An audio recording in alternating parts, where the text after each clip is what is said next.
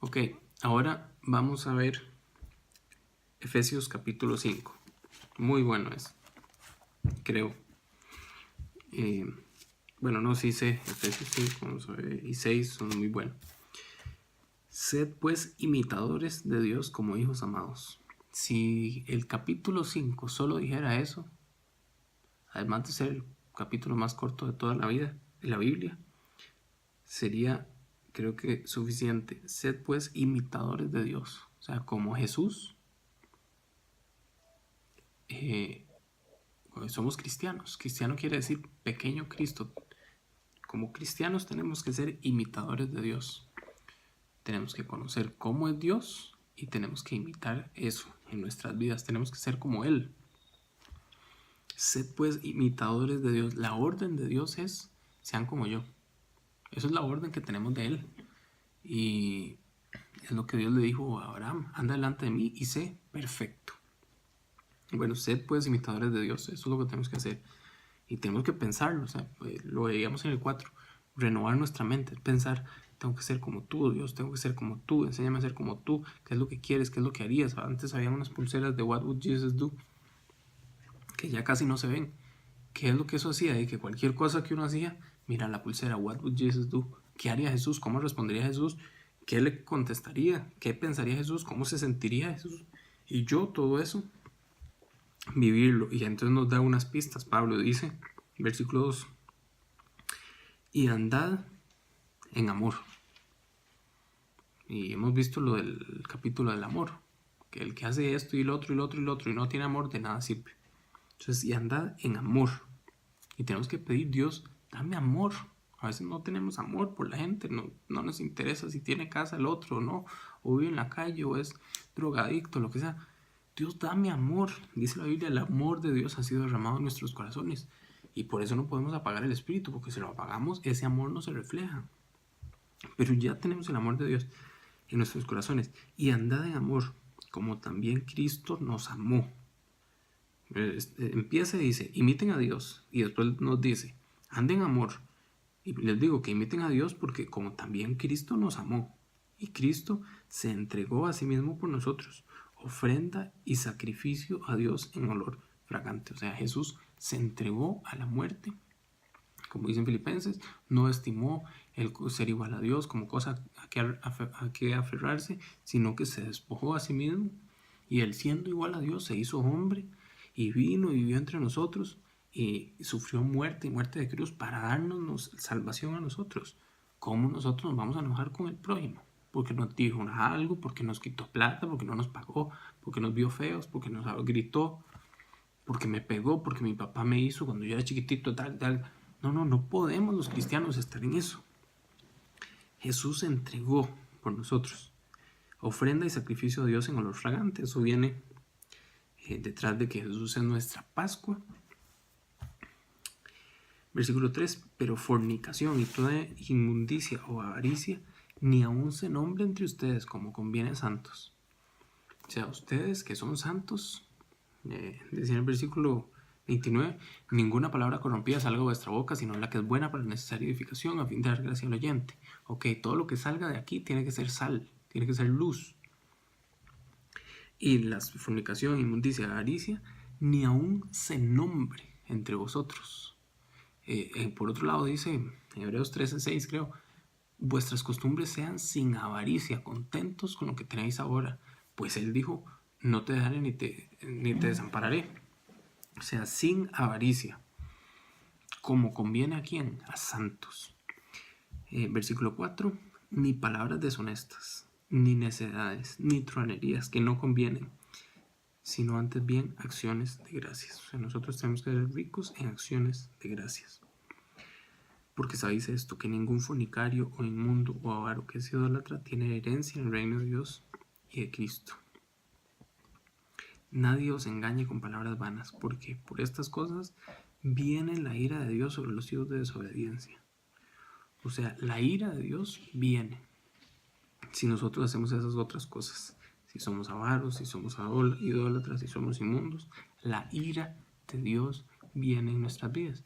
Qué raro, me quedé sin trabajo, qué raro, choqué el carro, qué raro, no gano lo que quisiera ganar, qué raro, mi esposa se fue, qué raro, mi novia se fue, qué raro, mis papás, tal cosa. Claro, porque la ira de Dios está ahí, porque estamos estamos viviendo en pecado y Él juzga eso. Entonces no atraigamos esa maldición. Dice la Biblia que como la golondrina no viene sin causa, así la maldición tampoco viene sin causa. Es por algo que pasan las cosas. No sea, versículo 7, no seáis pues partícipes con ellos. Versículo 8. Porque en otro tiempo erais tinieblas, o sea, en otro tiempo andábamos en los deseos pecaminosos, mas ahora sois luz en el Señor. Andad como hijos de luz, o sea, si somos hijos de Dios, tenemos que andar como hijos de Dios. Ahora que estamos en luz, andamos como hijos de la luz. Versículo 9. Porque el fruto del Espíritu es en toda bondad, justicia y verdad. Tenemos que ser bondadosos, justos y verdaderos. Y dice el versículo 10, comprobando lo que es agradable al Señor. Tenemos que comprobar, tenemos que intentar comprobar, Dios, ¿qué es lo que quieres?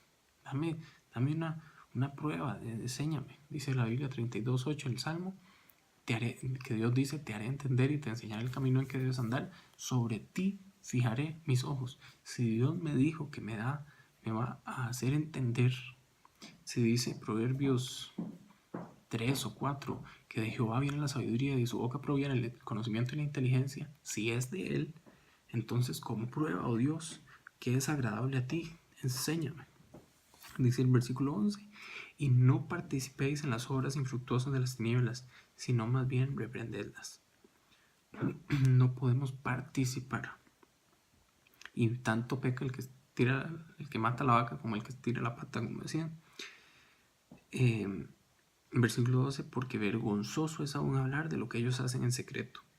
Mas todas las cosas, cuando son puestas en evidencia por la luz, son hechas manifiestas, porque la luz es la que manifiesta todo, por lo cual dice, despiértate tú que duermes y levántate de los muertos, y te alumbrará Cristo. Esto es muy bueno. Versículo 15, mirad pues con diligencia cómo andéis, no como necios, sino como sabios. O sea, Pablo les dice, no nada más, más o menos piensen en sus caminos. No, les dice, vean y no solo vean con diligencia.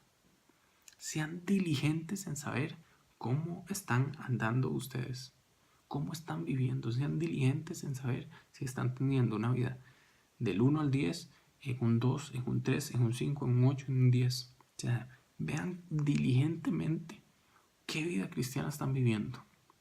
Y vean que todo Efesios lo que hemos visto es vida del cristiano, cómo tenemos que ser.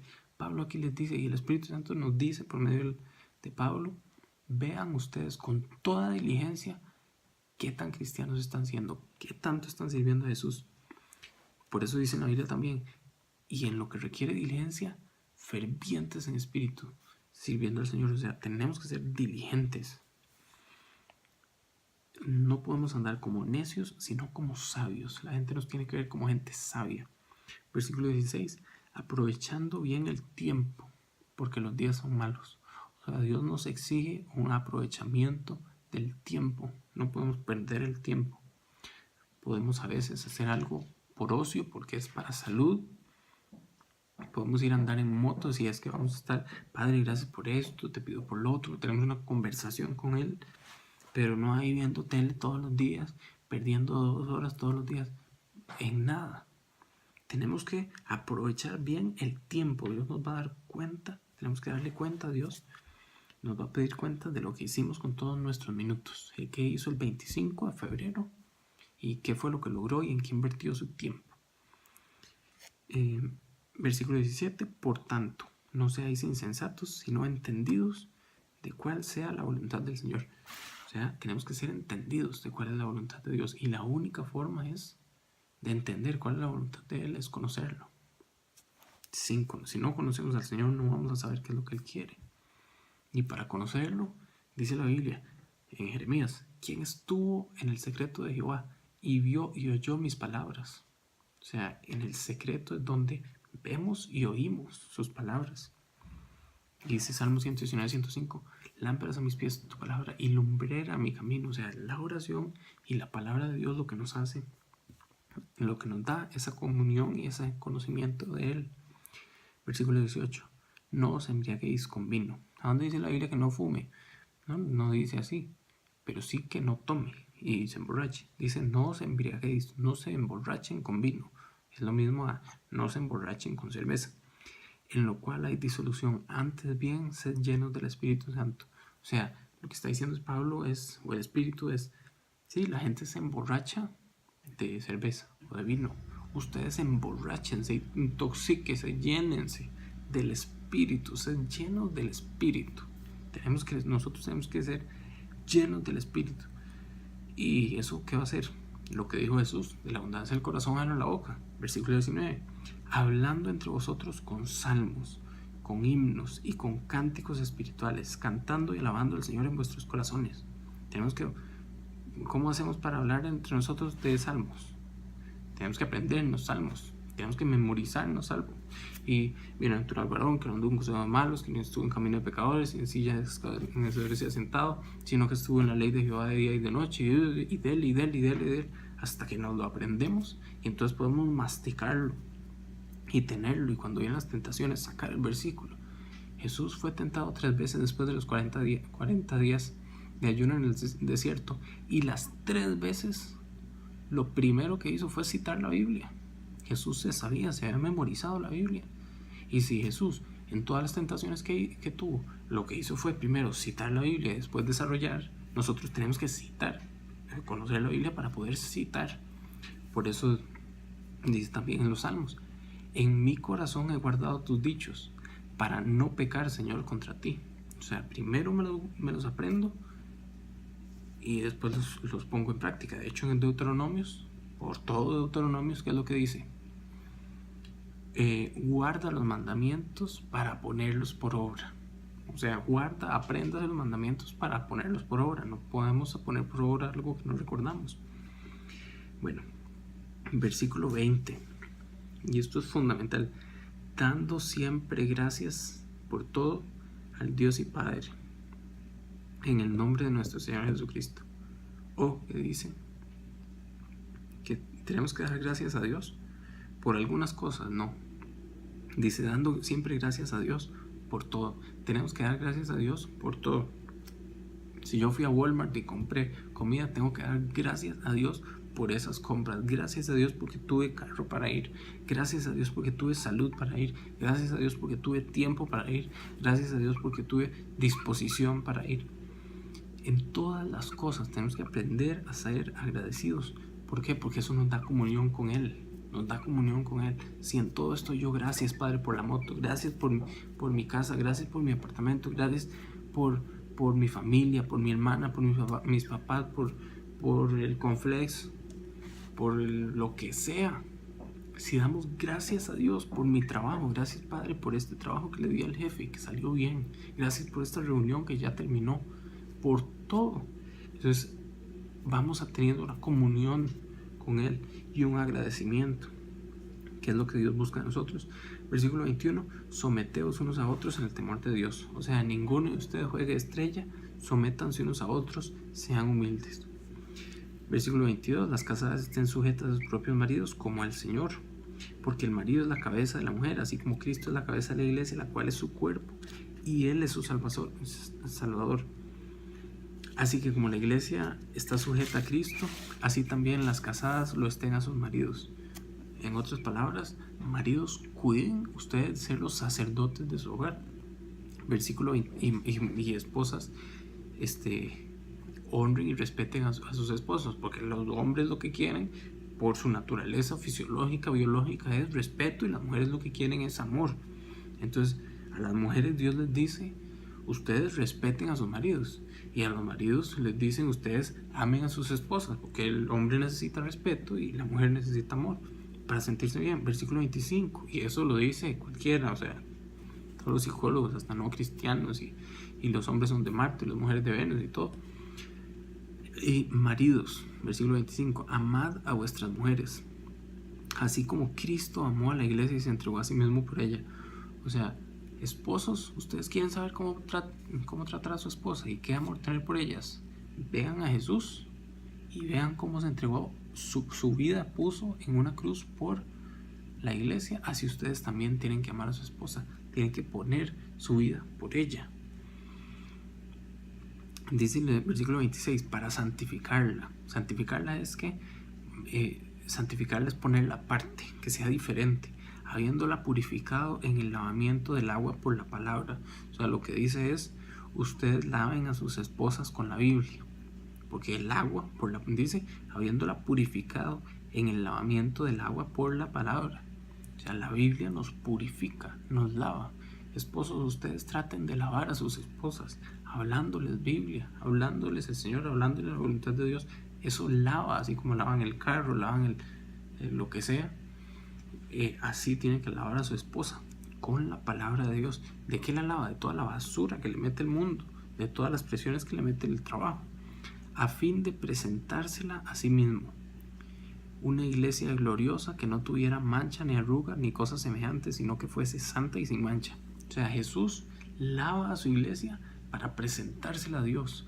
Ustedes, maridos, traten de lavar a su esposa, cuidarla, que ella crezca para presentársela a Dios. Mira, padre, mi esposa, si hubiera estado sin mí, hubiera llegado a ser un 8 de 10, pero como estuvo conmigo fue un 9.5, porque yo influencié en ella. Versículo 28. Así también los maridos deben amar a sus mujeres como a sus mismos cuerpos. El que ama a su mujer se ama a sí mismo, porque nadie se aborreció jamás a su propia carne, sino que la sustenta y la cuida, como también Cristo a la iglesia, porque somos miembros de su cuerpo, de su carne y de sus huesos. Por esto dejará el hombre a su padre y a su madre, y se unirá a su mujer, y los dos serán una sola carne. Grande es este misterio, mas yo digo esto respecto de Cristo y de la iglesia. Por lo demás, cada uno de vosotros ame también a su mujer como a sí mismo, y la mujer respete a su marido. Eso sería el capítulo 5. Ahora vamos a hacer una pregunta. 2. Primero, ¿qué debemos decir cuando tenemos buenos proyectos? Según la Biblia, ¿qué debemos decir cuando tenemos buenos proyectos?